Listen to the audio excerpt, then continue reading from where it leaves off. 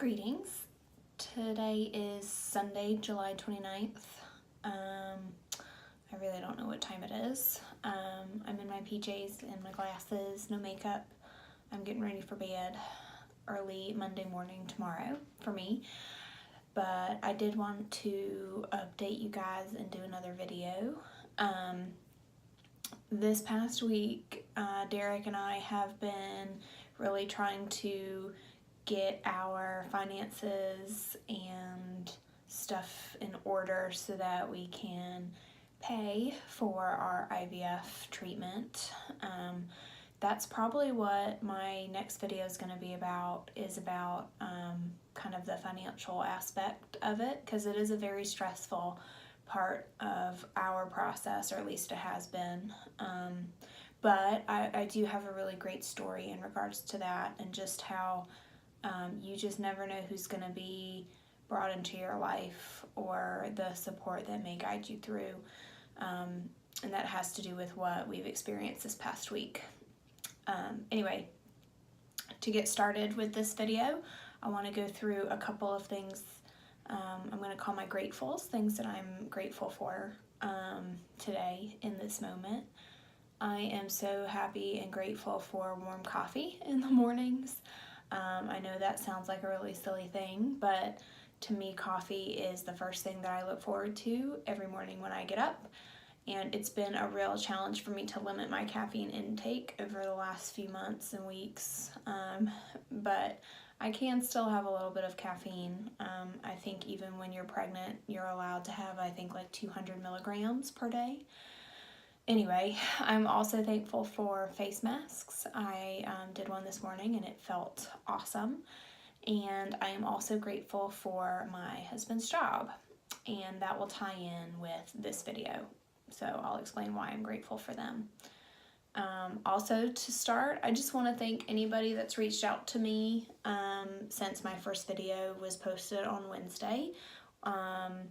I've had so many people I haven't talked to in years, or people I went to school with, people I don't even know have reached out to me saying that they've been through IVF or that they've known somebody who has. So it's been really great to talk to them and get suggestions and just hear their stories, and even just the outpouring of support that I've gotten from friends and family, or just people on social media in general, has been overwhelmingly positive. So I just want to say thank you so much for that. This second video will be my just sharing what our first visit was like with our fertility specialist. We were referred to Coastal Fertility Specialists here in South Carolina. The office that we went to was in Mount Pleasant, which for us was a 30-minute drive, which was actually fairly unusual. It would probably usually take us longer, but we were blessed with good traffic and we got there super early. We waited a long time for this appointment. I scheduled our appointment in April after we got my husband Derek's sperm analysis back, and the first available appointment was not until July, and it wasn't a day that either of us were off from work, so Derek had to take a vacation day. Thankfully, my work is super flexible and understanding, and I have great coworkers that are willing to swap days off with me during the week if I have to. So we were able to accommodate that. And at first I was a little discouraged about how long we were going to have to wait for the appointment, but it actually turned out to be a good thing for me. At the time when I made the appointment, I was not in a good place. I was really struggling. I would see pregnant ladies or families with small children, or even our own friends posting pictures and videos on Facebook of their little ones, and it would just crush me every single time. Pregnancy announcements, birthday parties, showers, you name it. It just felt like it was everywhere, and it really tore me down. And I don't know what happened, but between April when I made the appointment and in July when we ended up going, I was able to really not be as upset. I don't know if it was the hopefulness of just having that appointment locked in and knowing that it was coming, or what it was, but we started to begin to feel more hopeful. And so we were able, at least me, I think Derek felt the same way. We were able to not be saddened so much, but when we would see little babies or friends would come over with their babies or children, we would be like, there's hope for us. We will have a little one day to call our own. And we would just kind of look at each other and smile, as opposed to look at each other and have this look of, is this ever going to be us, or type of feeling. Anyway, when we went to our first appointment, the first thing that I felt was I couldn't believe how busy they were. Our appointment was at 8 o'clock in the morning, and we got there at 7:30, and they were already teeming with people. And it just was another reminder to us that we are not the only people that are struggling, that there are so many people out there, and that we are not alone. So, and the staff was very warm and professional, and definitely tried to make you feel, at home. And even though we were comfortable, and we definitely, at least for me, it was an instant feeling of hopefulness and an instant feeling of progress moving forward. But that was also coupled with nerves and being incredibly stressed. I remember looking at Derek and telling him that I was sweating. I was sweating profusely. I had worn, I remember, a sleeveless top, and I could just feel just being damp and cold. And I was just so jittery. My leg was, jumping, and I was squeezing Derek's hand. And so it was nerves coupled with, being excited, I guess. I remember turning to Derek.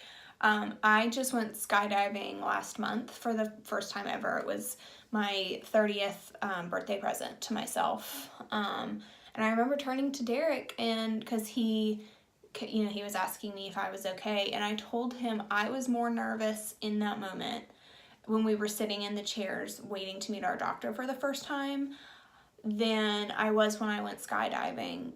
I wasn't nervous at all then, but for whatever reason, going to the fertility doctor for the first time really scared me senseless. So you just don't know what's coming. And what I was nervous about, Derek kind of already had an understanding for what his end of his, male factor infertility. So he already kind of had an answer, not a full 100% picture. But I had no idea what was going on with my fertility at the time. And so that's what I was nervous about, because I knew we were going to do an ultrasound and look at some stuff and see what was going on. So I was really nervous about that. And we met our doctor, Dr. Schnorr, who could not have been more wonderful. I can't say enough good things about him just in the one meeting that we've had with him so far. He was extremely thorough and warm and confident and super positive. It wasn't if, it's when. And he really took the time to go over Derek's results from his sperm analysis with us, because we had kind of, had a peripheral understanding of it, but he actually had the sheet of paper and he gave us a copy, and he went through all of the different numbers that were included. And basically, the shorthand of it is, even while Derek has a good amount of sperm in his sample that he gave, their motility is not very good. I think 2 out of 44 were actually moving, and I think that's like a 2% or 2 out of 44 million, or I don't know what it was, but it was bad, basically. And Derek works with cars, and he had kind of gotten to know us a little bit by this point. So Dr. Schnorr made the comparison of saying, well, you're producing enough cars. A lot of them have dents and scratches, meaning that, some of his sperm were not shaped right, I guess. And then, but only so many of them actually run coming out of the factory, which Derek actually appreciated that he took the time to explain it in that kind of a way. And so after that, we kind of went over what Dr. Schnorr thought would be the best treatment plan for us. With our male factor infertility, and knowing that already, he did not suggest IUI for us, which was not, it was kind of a surprise, but I also appreciated that he wasn't going to waste our time and money trying to do something that probably wasn't going to work for us. He told us that the best chance for us and what we know about us and our diagnosis right now would be a frozen embryo transfer IVF and going through ICSI, which means that once I go through the egg retrieval process and they make our embryos, that they will all be frozen, and he recommends giving my body a rest, and that our chances by doing that would actually go from 40 to 60%. And ICSI is just a different form of IVF. It's not traditional. I guess in traditional IVF, as it was explained to me, they put the egg in a dish and put a bunch of sperm around it and wait for a sperm to fertilize the egg, knowing that it will, or hoping that it will, I guess. But with ICSI, they actually take one sperm, they find a really fantastic swimmer, and they take it, put it in a needle, and actually inject it into my egg and fertilize it that way and grow the embryos that way. And so at that point was the time I had been dreading, which was to go in and look at the ultrasound for me. And before we went in, Dr. Schnorr had told me that usually per ovary, they look for 8 maturing eggs at one time. And so, he wanted to look at the muscle of the uterus too. And so when we go in there, he says the uterus looks fine from what he can tell. So he looks at one of my ovaries and he starts to count. And I was squeezing Derek's hand super tight. I couldn't stop looking at the monitor because I was trying to count myself, but I really didn't know what I was looking at. And so he got all the way up to 11 on one side and then 12, I think, on the other. So that was really, really good news. But of course, in the back of my head, I'm thinking, well, they could be bad eggs. They could be poor quality, but you try to push that stuff out because you don't know until they do your tests. So that was amazing, though, to know at least that I have enough and that I'm producing and have a lot of mature eggs that to start with. And so we went through a couple more things with Dr. Schnorr, and we met with our nurse coordinator who will, when the first day of my cycle hits, we'll start our process and coordinate all of my tests moving forward. One thing that Dr. Schnorr did talk with us about was doing some more tests on Derek, some hormone checks, blood tests, stuff like that. Because if there was going to be any chance that Derek could maybe be referred to a urologist and be put on hormone therapy, or that there was something anatomical that was causing his motility problems, that we would explore that. So we did go ahead and go through all of Derek's blood tests. I think they filled up 5 huge tubes of blood, and he was such a trooper about it. There were other people that were waiting to get their blood pulled who were so nervous, and the nurses were just amazing and super sweet. So that is a possibility. I just want to throw that out there. There's like a maybe 1% chance that we might not even have to go through IVF at all. That it could be something a little bit easier to fix. But we're still waiting to hear those results. So Derek's going to try to call the doctor tomorrow and see if we have his results back. But so we did meet our nurse coordinator, and we got her card, and she's going to be our contact person through this whole process. She's going to help me with the meds, with scheduling and everything going on. We also met with our financial advisor, Shannon. She's one of the very few people I met that day that I actually remember her name. That's probably though because she gave us the best news of the entire day, which was my husband's new job, which he just started in May. So when we even first started the process, he hadn't even started working at this new job yet. But it was appealing to us because not only would Derek get good health coverage, but so would I.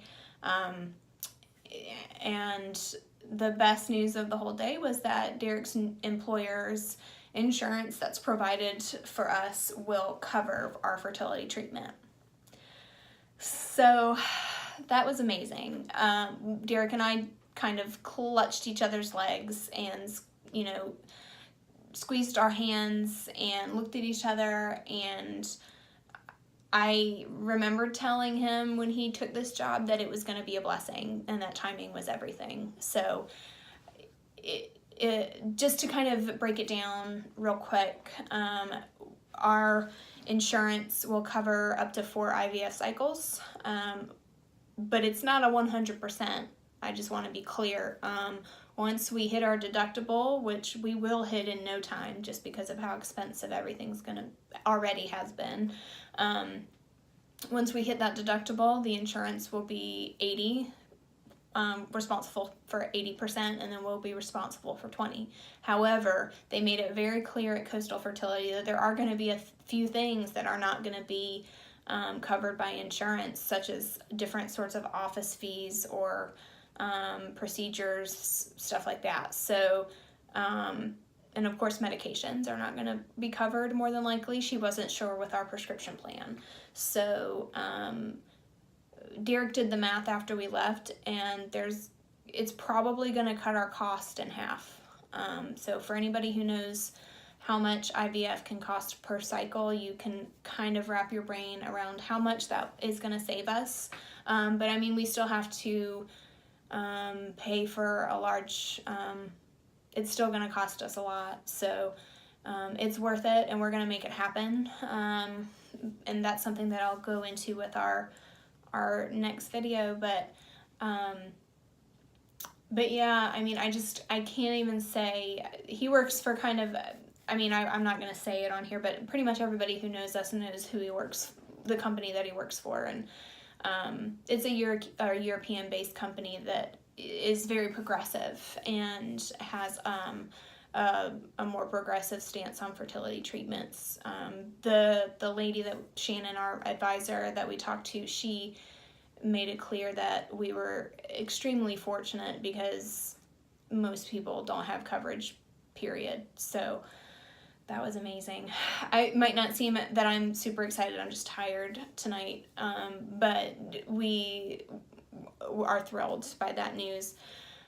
From start to finish, we were probably at our appointment for over 2 hours. We met a lot of people. We went over a lot of information. But we're kind of in the waiting process right now. We have to be able to pay pretty much for our entire cycle before we even get started. So we're just in the waiting process for his results as well. But I'll go over that in my next video, and hopefully I'll have more news to share and more of an update by then.